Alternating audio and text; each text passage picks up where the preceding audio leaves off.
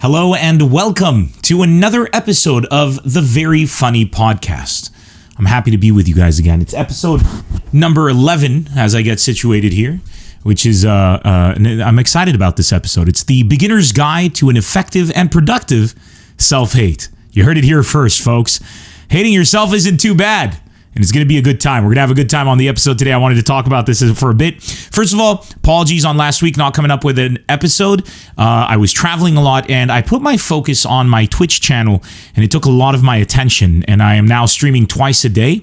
So I just wanted to put a bit of focus on it. And that's kind of what I do sometimes when I'm starting a new venture. I will occasionally, if I'm prioritizing one thing, I'll tend to focus entirely on one thing. That's something that I'm not very proud of. It is something that I kind of hate about myself and I'm working on. So I apologize about that.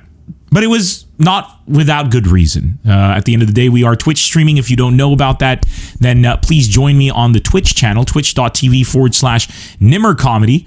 And we're having a good time. I am now, currently my schedule is 10 a.m. and 8 p.m. Pacific Standard Time. So if it stays that way or it changes throughout the years, the months since this episode airs, we'll find out. But for now, that's where it is.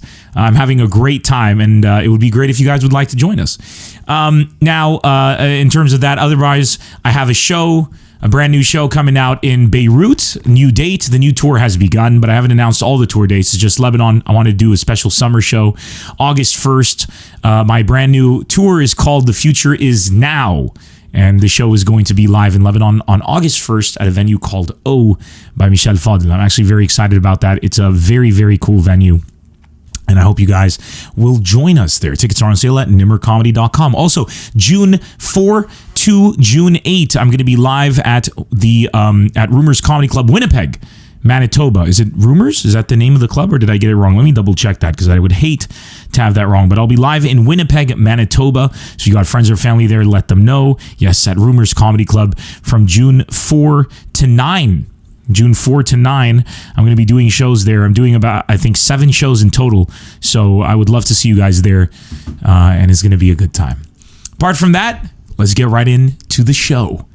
So today I want to talk about the beginner's guide to an effective and productive self-hate. If you guys have seen Love Isn't the Answer, my comedy show, if you've heard on this podcast in previous episodes, my relationship with hate isn't necessarily negative.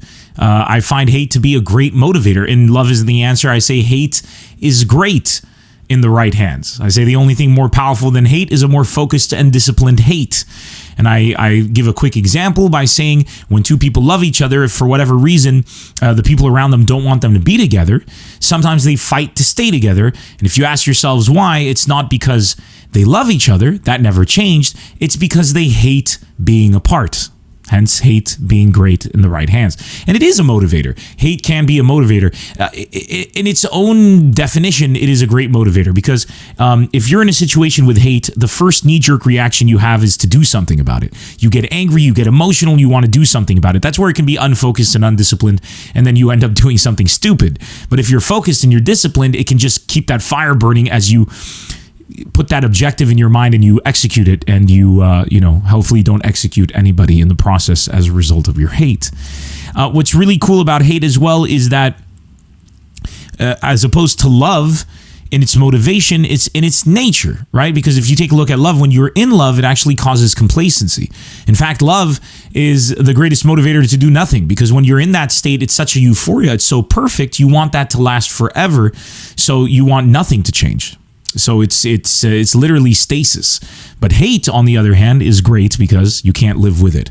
So based on that premonition, my relationship with hate has dated back quite a while. I've had a lot of hate in my heart for many, many years. I used to listen to heavy metal, death metal, and I used to really enjoy listening to that kind of music because of the hatred and the screaming and the riffs and the metal, and I would identify with it. But I never felt, through that hate, I never felt like an angst or kind of like, I hate my life, I'm gonna kill myself. Like, I never had that emotion. It was just kind of like, fucking hate this, yeah. Like, it was kind of like a positive sort of hate. And hate can be really good, like, especially self-hate. Hating others is more dangerous than self-hate, in my opinion. They can be equally dangerous, it's just your attitude about it. But today we're going to talk about self-hate, not about hating others or hating certain things. We're going to talk about hating things about yourself. And if you hate something about yourself, that's not a bad thing. I know the recent trend is the first thing to improving upon yourself is to accepting yourself. And I disagree. I think the first step to you improving on yourself is accepting where you're at currently. And to accept where you're at currently, you need to know where you want to end up, right? So if you're driving, if you want to go to any destination, if you turn on Google Maps and you want to select a destination, you have to select where you're starting from.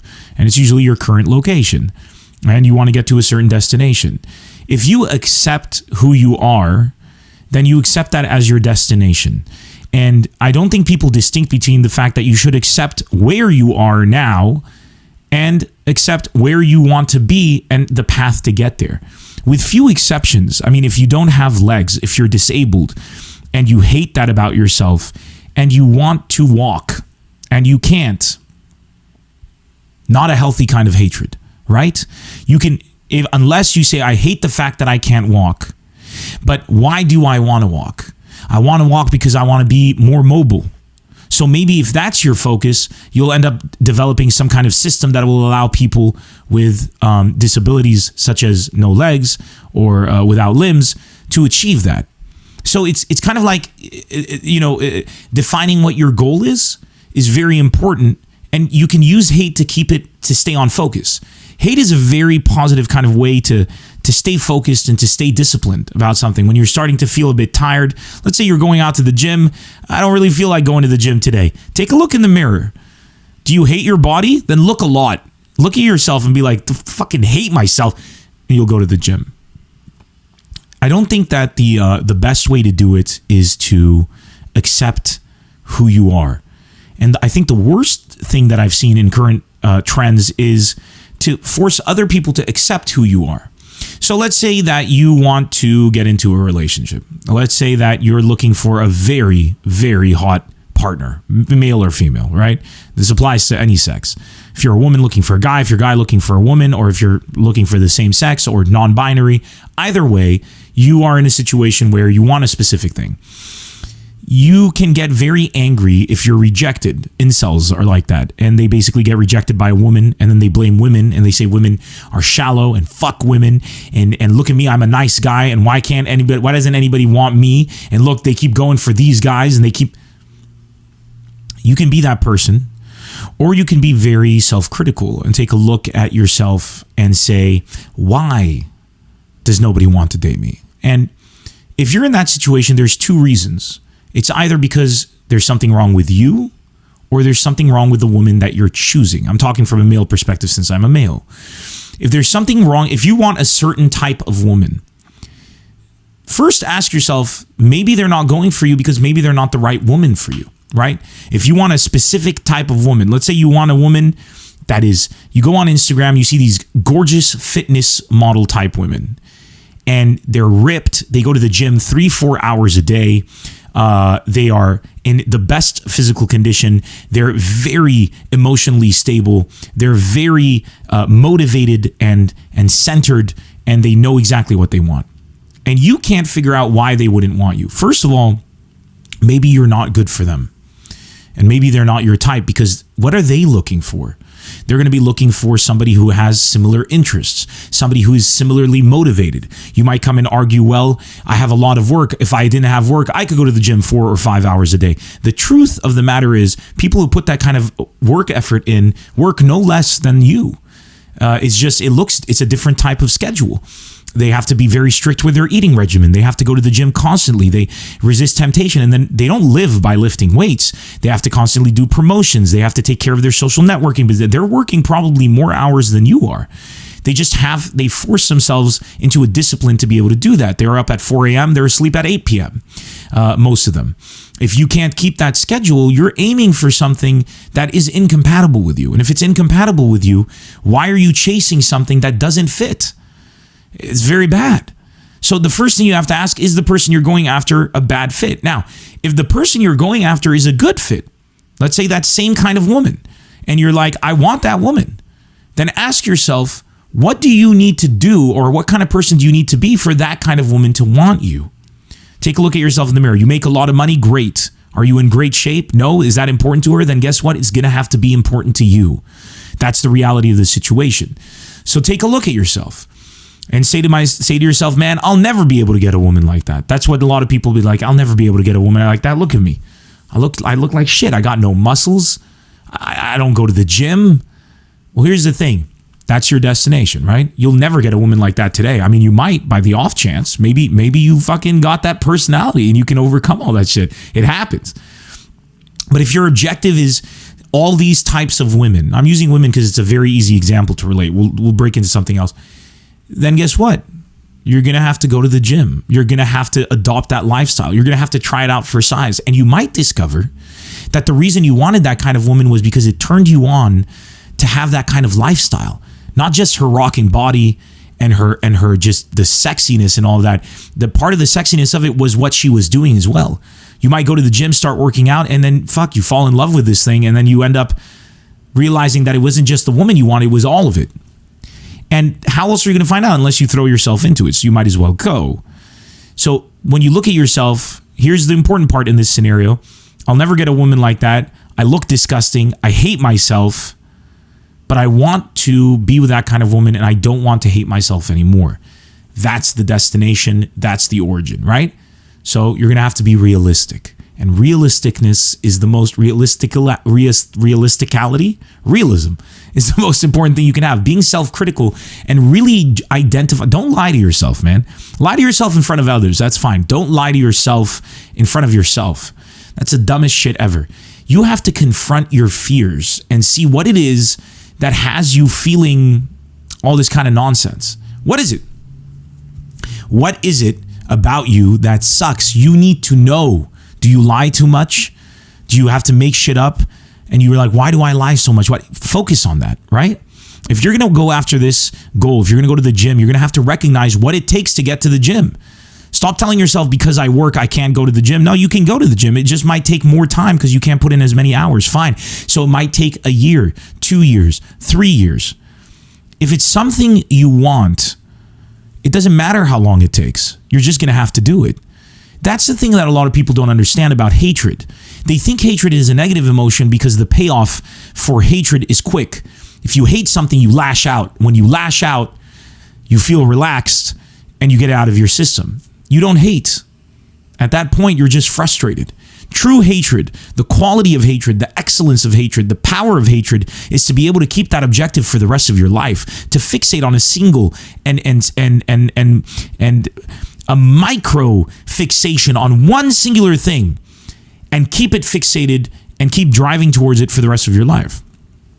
It's very difficult to do that without having everything else collapse. Just like with me, when I was trying to focus on the Twitch stream, the podcast started suffering. That's just an example of what you might end up doing. You might end up fixating on one thing so much that you lose your friends, your family, you lose your job. You start becoming crazy. And then one day you do achieve that body and now you're a psychopath. And it doesn't necessarily work like that, but you're getting what I'm saying. You've developed some bad habits along the way. That's why you need to constantly be self-critical. You have to always check yourself before you wreck yourself.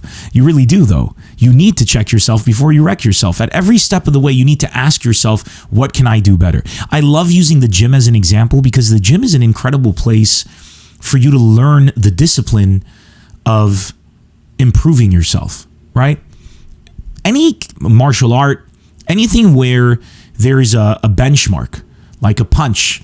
You throw the punch the first time and your elbow's coming up from above and the instructor tells you, no, you got to come in straight, and you start doing it and he says, no, you're reaching. You got to be here to lock it in so that nobody can push it down. And then you got to come from the abs and you got to drive strength from the ground. And every time you punch, you can feel like, oh, I'm not doing this anymore. I'm doing this. Yes, but you're reaching. Okay, so we've improved to this. Now I got to improve to here. Yes, but you're not drawing from the ground. Okay, so I improved to here, but now I need to draw from the ground. You have constant benchmarks that you can measure. You have machines you can punch and see your level going up. And if you're self-critical, when you punch that thing and you see the level registering at 100, and then you get all your technique together in your mind, you're like, I got my technique together. And then you punch and it's 90. You're like, wait, what? It's supposed to be more. And if you're a good human being at the moment, you're going to stop, rewind, and start again. Be like, okay, wait, what am I doing wrong?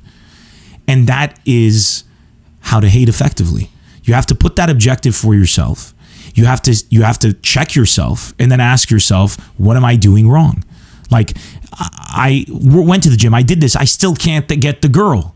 Fuck girls is the wrong conclusion. I threw a punch and it came out weaker. Fuck punching. Punching doesn't work. Punches suck. The punching bag is a bitch. You never say that. Why, if you're punching at something, and I don't want to use physical abuse with an example of women, so please separate the philosophy right here. If you're punching at something, that's your target. You've reached, you've hit, and you've noticed that it hasn't given you the result that you want. The first thing you're going to do is critically analyze yourself. Maybe go and ask somebody and tell them, hey, could you come take a look at my technique, see what I'm doing wrong, try to figure it out, and then try to improve. Why would you do that with something that you have a clear visual benchmark to and something else that doesn't? And here's why you don't. Because with the woman, theoretically, nobody should be an incel. They should be able to immediately put their best foot forward, miss the mark with the girl, and then say, man, what did I do wrong? But a lot of people will be like, man, fuck that girl.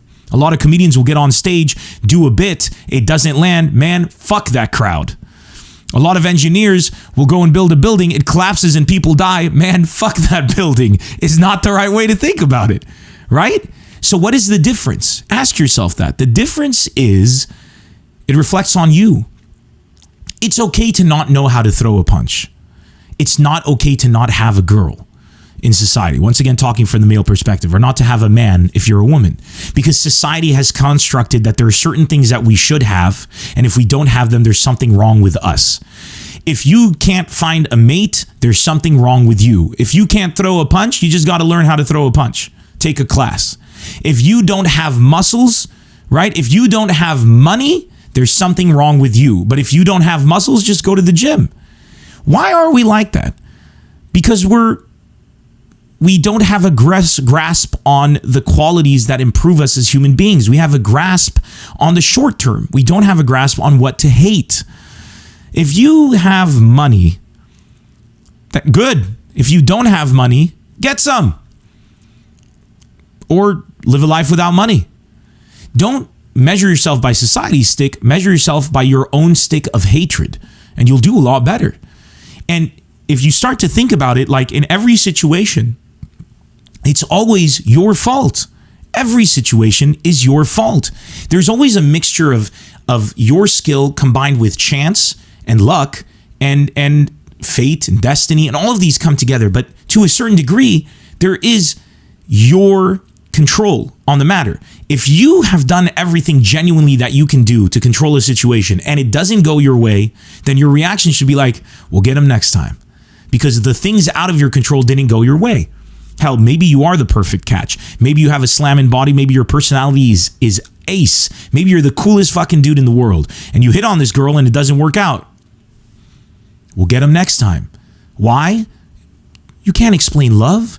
There's pheromones, there's destiny, there's energies, there's so many things. It just didn't work out, right? But you should still in that situation be mature enough to ask yourself, was there something I did, or was there something else I could have done? Or maybe if I hadn't come on too strong, or maybe always self-analyze. Maybe I should chamber my hip a bit more. Maybe I should be pushing from the ground a bit more. Maybe I should be pushing a bit less. Maybe when I'm throwing my cross, I'm like this, but when I'm throwing my jab, I should go down and go down like that. Maybe I'm hitting a right cross, but the problem is when I'm hitting the cross, I'm extending a bit too much and I'm letting my guard down. And all I'm doing right now is I'm opening up my face for somebody to punch me in the face right there.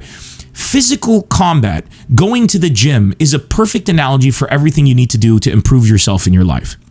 When you go to the gym, take a look at bodybuilders like Arnold Schwarzenegger or whoever, right? Mike O'Hearn, whoever you follow or you like, or even the female bodybuilders, man. None of the names come to mind right now, but I go to Gold's Gym and the women there are just, they're specimens. Do you understand what? They're incredible. You're walking amongst goddesses, gods and goddesses. We've gotten to a point where people are able to shape and push their bodies to extents where we would usually see them in, video games. In comic books, with these men just walking Adonises and these women walking just flawless posture, everything perfect, perfection. I go to the gym, I see these women over there, right? I see men like that over there. Here's what they do though. They go to the gym every single day. They pose in front of the mirror. They might flex. They talk to their other friends. But all I ever hear them saying when they're talking to each other is talking about what they don't have the whole time. That's it. It can be very unhealthy once you see somebody who looks great and they're like, man, I look like shit. But it can be very healthy once you see somebody who looks great and they're like, there's a slight imbalance. My shoulder is a bit rolled forward. Therefore, looking at my shoulder being just a bit rolled forward, I know that my chest muscles are a bit stronger than my back muscles. I lack balance. Therefore, I'm going to focus a bit on my upper back training. I might decrease a bit of my chest training, or I might increase my ab training to kind of have a pull in from down here and a pull from the back to fix my posture up. And then they start finding little exercises to target specific muscles. Now let's take that same example and apply it to our own hatred of ourselves. Let me give you an example. Let's say you hate the job you work in. Let's say that you're working in IT. You studied IT at university. I'm going to raise the hurdle for the things you need to clear to be happy. You went to university. You got an amazing degree in IT. All right, in computer science. You're a programmer. You thought it was everything you wanted to do because while you were growing up playing video games, or you had a connection with computers and technology, and it was incredible. So you went and you studied computer science, and you went and got what you thought was your dream job. Fast forward 5-6 years later, you're in a dead-end job, you're overweight, you work in a cubicle, you're underappreciated or unappreciated, you're not in a place that you're happy with relationship-wise in your life, man or woman, and you feel that your life is going behind you. You look around and you see your friends and family. Some of them, one of them is a comedian, he's happy and successful, maybe making less money than you are, but very happy and content. Maybe you see somebody else who's a DJ. Usually, you'll see engineers, you'll see whatever it is. Usually when you're not in a good place, you see everybody else is positive. You start seeing all of these things and you say to yourself, I hate my life. And you become depressed. And you get fatter.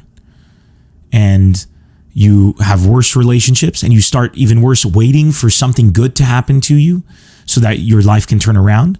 And then something good happens and you still feel the same, and it depresses you even quicker and even further because you thought that was what was going to make you happy. Maybe you get the promotion. You're like, when I get the promotion, I'm going to be happy. But you're not. Now you're 35. You've been in this job now for 10 years. You're feeling terrible. You're incredibly overweight. You go in every day and you do the exact same thing. You hate your life. You hate yourself. Fuck this. At this moment, you have two things. You've already made many mistakes to get yourself here by not effectively utilizing hate. But that doesn't mean that there's an expiration date. Dude, back 300 years ago, you'd get a toothache and then you'd die. You get a cavity and then it would fester into an infection and then you'd die. You get a fever and they'd cut and drain blood from you and they drain too much and you'd die. People would live till like they were 30 years old. That was back then. Right now, we live in a time where you can live to 100 years old, 120. Holy shit. In 40 years, we might be able to transport our consciousness. In fact, that's what I'm betting on, into an android or cyborg body and get rid of this hulking mess of a fucking disaster and failure. Right? Maybe that's where we're going to be. But what I can tell you right now is it doesn't matter what age you are. There's no point for you to abandon being happy and being a kid inside, bringing that kid forward. Just ask yourself, what would the kid in me want right now? And the kid in you would hate where you are. So you can continue to hate where you're living and just settle, or you can do something about it. The first step to doing something about it is hating where you are now. It doesn't entail hating everything in the past and your destination is where you are now and you hate your destination, therefore you hate your life. That makes no sense. You hate where you are now, time for a change of scenery. Set your destination and set how you're going to get there. Do it. Doesn't matter if you're 35, if you're 40, it's never too late to leave the job. So let's say you're in that computer science job and you realize that you really, what you really wanted was I don't know. Let me think of anything. I mean, it doesn't matter. Think of any example. Be a comic. You wanted to be an engineer. You wanted to be a fitness instructor. Maybe you wanted to stream on Twitch for a living. Whatever it is, do it. But here's the thing. Take the hatred of where you are now, put it inside, and do me a favor. Write your objective or your goal down on a piece of paper or something and put it in front of you so that every day when you wake up and every day before you go to sleep, it's the first thing you see. I will be whatever it is. In my case, and I wrote this down once and I now say it a lot, I will be the greatest that ever lived or ever will be. And I won't go into more details about what my metric of that is. But that's what I see. That's my guiding path. What's yours? If you hate where you are right now, where do you want to be? Put it word it in something that you can visualize and see. I want to be the greatest what? I want to make my own video game. I want to have the hottest fucking guy in the world. That would make me happy. Doesn't matter. I'm not here to judge what makes you happy. I'm here to let you know that whatever makes you happy makes you happy. That's all that matters. Right? I want to be an engineer. I want to be a doctor. Okay. Where are you now? You have a computer science degree and you want to be a doctor. There's no overlap whatsoever. So you have two choices. You can continue to be miserable or you can be a doctor. What you should hate is the decisions that you took, the stupidity that led you to thinking that the right degree for you and the right career path was computer science. Sit and reflect. Why did I go down this route? What was it that made me want to be a computer scientist? What were the reasons that I did? Hate the fact that your parents gave you that advice and said, yo, computers are important, so you should go that, and you listen to them. Hate the fact that you listened to your parents instead of listening to your instinct. Hate the fact that you didn't have enough money to afford to go to medical school, so you settled and went to computer science, but you never really realized it until this moment. Hate the fact that when you applied to that job, you listened to your friend who told you, hey, you should apply to this company. They're great, even though you thought they weren't that great, but hey, you know what? It was the easy way out. Hate that you took the easy way out. Hate that you're surrounded by people who also hate their lives and aren't doing anything about it. Hate all of that. And hate it consistently and continuously so you don't do the same mistakes. The beginner's guide to an effective and productive hate is to identify where you want to be, where you are, and why you are where you are. And why you are where you are is where all the hate needs to be harbored. And that way you can keep the hate here. And the further you travel away from where you are towards where you want to be, the less hate comes with you. Because as you travel and get closer to your destination, you start to shed hate as you start making micro goals. Shit, look at my chest. It looks fantastic. But it's too strong, so my shoulders are rolled forward. Yo, look at my posture. It's perfect. But I'm starting to lose a bit of chest. Holy shit, let me adjust. Oh, I love where I am right now. But man, my traps, like right now it's so balanced, but I don't have traps. Time to work on my traps. Fuck, my traps are ripped. Holy shit, I look like I'm living in my body. I look like I'm extending out of my neck. That's a bit too much. My abs aren't enough. My legs are a bit too thin, but I got everything else go. So check this out. My upper torso is outstanding, but my legs aren't that big. I need to work on my legs. You just shed the hate of half your body. And now you only have half left. Right? And you should at that moment say, man, I can't believe I didn't stay balanced. I hate that I'm still not balanced. That was one of the reasons why I got into computer science in the beginning, was I didn't leave a balanced lifestyle. Now I want to lead a balanced lifestyle. And here's another reminder that on my pursuit to becoming, what was the example we gave? That you wanted to be a doctor. On my pursuit to becoming a doctor, I still don't have a balanced lifestyle. I've lost friends and I've sacrificed relationships because I put so much focus into this. I just realized now that I still have the quality that I hated before, which was the lack of balance. But this time, I'm not going to let it derail me. This time, I'm going to recognize it because I'm going to check myself before I wreck myself. I can't believe I'm bringing a reference from the 80s, but it applies. And I'm going to do better. Hate every single aspect. Be very focused and very disciplined and very excellent in your hatred. You know what I'm saying? And this applies to, from last episode when we were talking about racism and how to hate race, how to be racist effectively. It's the same thing. Do you hate Arabs? Do you hate black people? Why? Why do you hate them? What do you want? You're in a world that you have to share with other races. You want to be in a world that you don't have to share with other races. That's your objective. Okay. How? How are you going to do it? What were the decisions in your life that got you into a world that you hate? And what are the decisions you can make to get you into a world that you love? And while some of you might at face value think I'm out here putting out a manifesto for how to become the next Hitler, I have a very, very strong belief that as a human being, if you identify correctly what it is you hate and you study it properly, you'll end up learning a lot more about yourself. So when you come and you say, man, I want to be an engineer and I'm a computer scientist, if you really study what you're saying, you might end up finding you don't want to be an engineer. It might be that or a doctor. You might like the fact that doctors Well, they don't really have their own hours, but let's say you want to be a pediatrician, like a child's doctor, and you feel like, or one of the doctors who does consultations from their home. Maybe you come and you realize it's not that I want to be a doctor, I just want to work from home.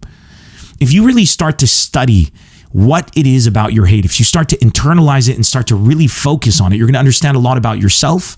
Maybe you hate black people because they're so good at rhythm and you've never been good at rhythm. And instead of confronting yourself with that and saying, I hate black people because they're good at rhythm, I hate myself because I'm bad at rhythm, you say, I hate black people because they're good at rhythm. Instead of saying, I hate myself because I haven't done everything I can to look and feel my best version, you say, I hate women because they don't want to go out with my worst version. Are you understanding what I'm saying here? This is where hate becomes a very dangerous kind of thing. There is no roadmap to know if you're hating correctly. The only roadmap is whether or not you're improving. But even your improving might be wrong. You could go your whole life with a specific goal in mind, and it ends up your goal was incorrect. And then you just die. But some of us are brave enough to take that chance. And you could be that person too. You could be brave enough to give it everything and end up with nothing. And the question you have to ask yourself is, are you brave enough to take the challenge? Knowing that if you fail, at least you tried. And that's why a lot of people end up with suicide. A lot of the sad reality about comedians. And I'm not one of those comics. I happen to have a very healthy mindset, and I'm very grateful for that. I don't suffer from mental illness. I'm very lucky. I'm very fortunate. A lot of comics don't have that fortune. A lot of comics suffer from mental illness. And for them, they believe that, once I become famous and people love me, I'm not going to be lonely anymore. And then they become famous and people love them, but they're still lonely. And then they're like, I just need to get more famous, but they're still lonely.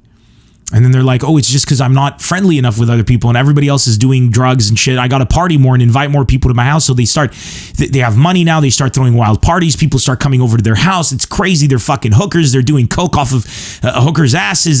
They got their fantasy life, but they're still lonely. So they kill themselves. It's not as clear cut as that, but I mean, do you get what I'm saying here? Sometimes we set certain objectives. The destination, we believe, in that case, was incorrect. The destination in that case was, I want to be famous so I can be happy. Whereas the destination should have been, I want to be happy. The importance of crafting and wielding hate correctly is to have the correct objective. And that's the hardest part. Hating yourself is easy. The objective is the hardest part. The second hardest part is to check yourself before you wreck yourself. But it really is. It really is. Being self-critical, being humble, abandoning your ego, being able to sit down and be like, man, I kind of suck. But you see how I say it like I'm smiling? Because sometimes I'll take a look at a bit, I'll be like, man, I went on stage today. I was tired. I should have slept better. I fucked up. But I smile because I'm happy that I know what went wrong. When I'm anxious and I'm in distress and things aren't going my way, I usually take that as a sign that I'm missing something. Like, wait, there's a reason why things aren't going my way. And I get anxiety because I don't know what the reason is, which to me tells me that I have to do some more soul searching. So the beginner's guide to an effective and productive self-hate is to hate yourself and be proud of it. And be proud of and make sure that you have the correct objective in mind. Write it down, split it up, and reach out to people and talk to people about it. Don't reach out and talk to people that agree with you. Reach out and talk to people. Because the more you talk about something, the more philosophy trade back and forth, the more self-aware you become of certain things you might not have thought of. The more you try to explain something to somebody who's a piece of shit and is just there to push your buttons, the more you might be able to actually find certain things in your argument that ring more true with you or more true with them. Expose yourself. Take yourself out of your comfort zone. And the entire time that you're doing that, hate yourself. Hate everything around you. Hate all of the parameters that have brought you to where you are, that you've hated yourself. Hate the fact that your parents abused you. And make sure that you never do that to your children. Hate the fact that you were in a car accident when you were young because your mother was driving drunk. Hate your mom for that. And make sure that when you marry somebody, you're hyper aware about situations of drinking. Maybe never drink at all. Hate it and love hating it. Fall in love with the concept of hate. Redefine how hate means to you, and you might end up in a much better place. You feel me? Like, make sure that you understand that hate has to be positive. That is the underlying pillar of this working. If you're hating and all you feel is fury and negativity, then you're hating incorrectly. If you have hatred in your heart and you smile with the hatred, then you're doing it correctly. Because if you're like, you piece of shit, I'm going to fuck you up one day and I'm going to totally overcome this situation and you're going to see and it's going to be fucking fantastic and I can't fucking wait. And you wake up in the morning and you're like, let's go. You're hating correctly. But if you're like, you piece of shit, I fucking hate you, I'm going to fucking kill you, I can't read it, and you don't sleep as a result of it, and you're just losing your mind, and you can't take it, and there's pressure on your heart, and you go and you punch the person that you live with, and you take it out on them, you come back from work, you're frustrated, you put your hand through the wall, you start taking it out, and there's no focus, there's no discipline. But if you're coming back with all that hatred inside of you and it just gets you energized and it makes you awake and you take a loss and you don't sleep because you took that loss and you can't wait to give it back and you go and you train harder and everything, great. But what if you take that hate and then you go and you train so hard that you end up giving yourself a hernia or you mess yourself up, which is something I talked about in the podcast before. I thought I had a positive hate. Turns out I didn't. How did I know? My body told me. It ripped itself apart. So there will be indications that will tell you, just save yourself the trauma if you can and check yourself before you wreck yourself, or else you're going to wreck yourself and then you're going to realize that you screwed up. But when you get wrecked, make sure that you take a look at yourself and understand why the L existed, what happened to bring those elements together. The beginner's guide to an effective and productive self-hate is to hate happily, is to hate enthusiastically, is to hate internally. And never take your hate out on others. And really, if I were to give tips, take up fishing. If you want to improve your life, I really think a skill that you need to learn is to fish. There's meditation, and that's really, really good. I think fishing is better. It has a quicker reward factor if you catch a fish. But fishing, meditation, and prayer are probably the three ultimate forms of learning patience. Patience is a skill that you need to have. And to be an effective human being, you need patience. And if you don't have patience, you can't just say, I'm not a patient person. If you're not a patient person, become patient. You can always extend the amount of patience that you have. Even if you end up being still an impatient person generally, you're going to be more patient than others. If you want to succeed in this life, it takes time. Especially if you don't have parents that are going to give everything to you, or if you don't win the lottery. And even in those cases, if you don't have the skill set necessary, it's going to derail your life and you're going to end up with a coke habit, maybe, or an abusive parent, or somebody who needs somebody to tie them up and treat them like a dog so they can become sexually aroused. I mean, those are the only three scenarios if your parents give you money. Can you imagine? And dude, if you're successful and you make the money, you're going to be the parent who gives their kid money. And you're going to need to know what it was that made you successful so that you don't end up taking it out on your children like an idiot. And when I was your age, I used to do this. And when I was your age, and realizing that their age is different than your age and inflation factors in, and their attitudes and their surroundings are different. And you need to understand what it is you love about yourself and why you want your kids to have that. And if you start to understand that, you'll start to hate what you did so that your kids don't have that. I saw a thread on Reddit recently, which was, when was the moment that you realized you were raising a demon? And, people were talking about their kids and how, like, somebody brought up a thing and said we had twins, identical twins, and the same environment, we raised them the same way. But one kid came out, evil, and one kid came out really dope. And the other kid was a drug addict and he went into different things. But here's the thing, there was an imbalance. And these people are out there in the comments were like, man, sometimes, kids, there's no knowing what happens. But I couldn't help but shake the feeling that there was something that they missed. And if I was a parent, and most parents I know are like this, they're always going to blame themselves.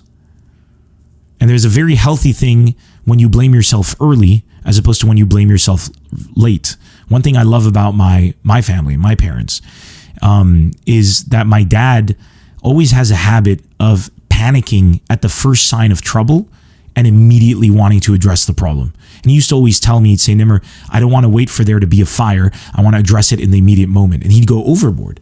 It's like, Dad, relax. It's just like, it's not a big deal. And he'd be like, no, but if you keep like this, then this is going to happen. That's going to happen. I'm like, Dad, Jesus Christ, relax. And I hated that about my dad. but it ended up saving me a lot of trouble. So now I kind of just identified that what I hated about it was how extreme it was and the approach that he had of it. Because I'd look at him and I'd be like, he's panicking when he's doing it. I don't like to see my dad panic. So with my kid, I'm going to do the same thing, just minus the panic. Because the panic kind of projects into your child that you don't believe in them. I need to figure out a way that I can project to my child that I believe in them, but I don't believe in everything around them, not trying to influence them. And I don't think they're of age yet to do that, right? So if you can constantly check yourself and find when something might derail and immediately address it at the maximum moment, you're probably going to find yourself in a much better situation. You might never make it to your destination, but fuck if the journey isn't going to be one hell of an adventure, and you might learn a lot more about yourself and change direction willingly along the way. You know what I'm saying? Life is an adventure. You might as well embark on that adventure, and you might as well try things out for yourself and see what happens. It's not going to get worse. And if it does, at least you tried. Maybe you take a loan and a mortgage and you put everything on the line and you develop your video game and you finally get it out there, and then it flops, and then you're homeless, and now you're on the street, and you have cancer, and you can't pay for the medical bills, and you're going to die in a few weeks. Then it's up to you to whether or not you subscribe to the philosophy that you'd rather die trying than live complacent. And personally, I'd rather die trying. That doesn't mean you should take a risk without really knowing what you're doing, right? It doesn't mean you should go and be like, you know what, Nemr's right. I'm going to mortgage the house and we're going to develop a game. You should realize that your need to want to develop a game right now and the urgency of it right now means that there's an imbalance in your life that's leading to that urgency. And that imbalance might be because you've done things in the past without really planning them properly. And right now, you might want to take that urgency, cancel it out with fishing, get some patience, put a business plan together, really study the numbers, run it by some gurus, make sure that you're studying, that you've got multiple opinions from people with different perspectives. Make sure you find people who agree with you, people who agree with the industry, people who hate the industry, people who hate what you're doing, and find different perspectives from everyone. Then sit and take time, maybe go fishing again, and think about all the information you've absorbed. And then, if you still think you're on the right path, then go to the bank and try to get a mortgage. But what if you don't have a house and you can't get a mortgage? Go to GoFundMe.com and try to set up a GoFundMe. But what if nobody donates? Well, then try to establish a network so that the next time you set up a GoFundMe, it's more successful. But what if you can't establish a network? Well, then work on yourself to find out how you can establish a network. Study other people. Well, they established networks because they were early when Instagram first popped up, and now it's virtually impossible. Well, then wait for the next big platform to do it, or put in the legwork and put in time. Maybe start advertising your stuff, put a bit of money aside every month to do it, and go there. But I've spent the last 15 years trying to, and I still haven't blown up online.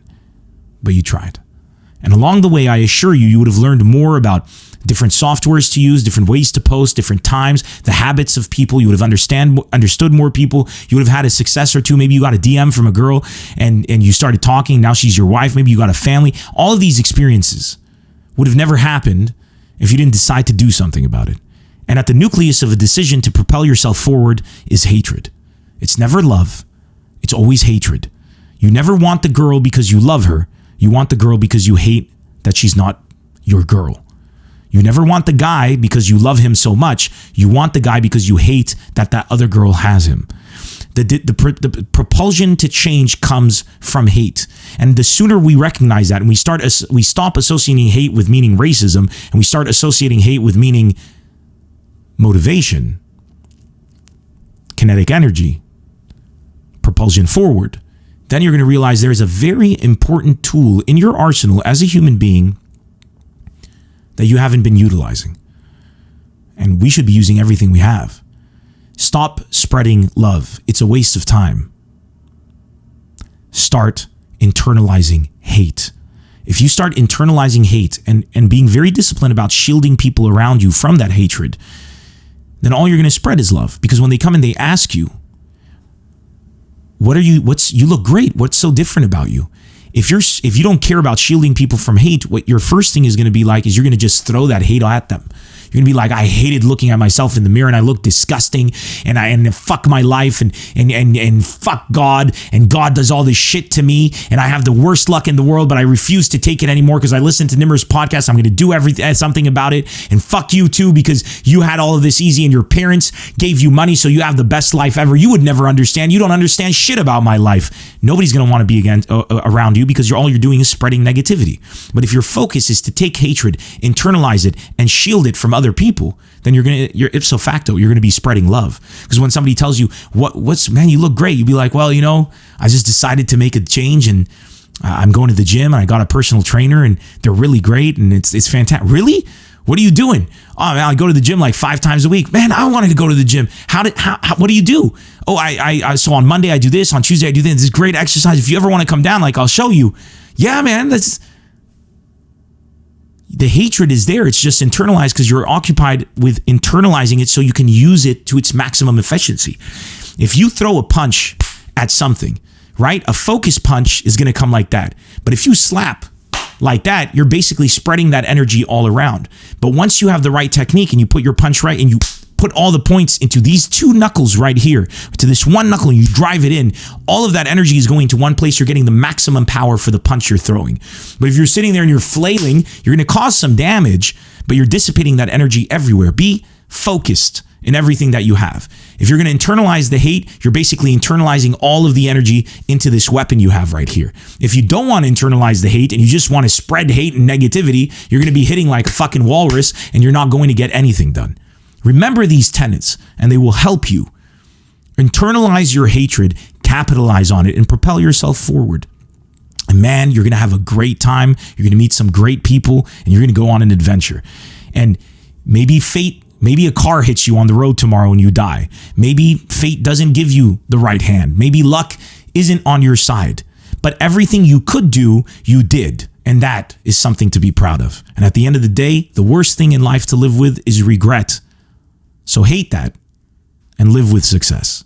And that's where I'm going to end the podcast today. I think that pretty much covers all of it. I do want to give a shout out to somebody in the comments section on episode 10 of the podcast, the one before this. I'm going to open it right now. Let me go to their comment, because their comment really got me thinking about, because as you know, in the last episode, we talked about the racist's guide to hating Arabs. And you guys really loved that episode. And I thought it would have been a bit more divisive, but it wasn't. And somebody wrote here, I'm just looking for it. I really like how you separated hate from its utility. Hate is just a tool like a hammer. You could drive a nail to help build a community, or liberate someone's brain from their skull. Application doesn't define tool. This was a comment by the Polish Pony. I don't know what their real name is, but there's so much wisdom in this comment. Application does not define the tool. The application defines you. Hate is a very powerful tool. Use it. And thank me later. I hate you all. I'm just kidding. I love you guys. But I hate being apart from you. Another podcast episode dropping in a few days. Stay looking out for it. Thank you so much for tuning in. As always, be sure to tell everybody they can check this podcast out: iTunes, Spotify, Stitcher. And of course, if you're watching this on YouTube, then you already know. And if you're listening to this, you can watch it on YouTube, youtube.com/Nemr Comedy. Also, I'm streaming on Twitch, twitch.tv/Nemr Comedy. Really, it's Nemr Comedy on all platforms, whether it's on Twitter, Instagram, Facebook, YouTube, Twitch, etc. Also, my website, nemrcomedy.com. If I'm coming to a city near you, that's where you're going to want to check shows. Soon, we're going to be bringing down the fall schedule, but depending on when you're watching this episode, there might already be a fall tour schedule there. So go to nemrcomedy.com and check it out. What I can tell you from now, currently when this episode dropped, August 1st, my brand new show in Lebanon, The Future Is Now. Tickets are on sale at nemrcomedy.com. And of course, you can get them at Hoodie Home, Liban Post, and Malik's Bookshop branches across the country.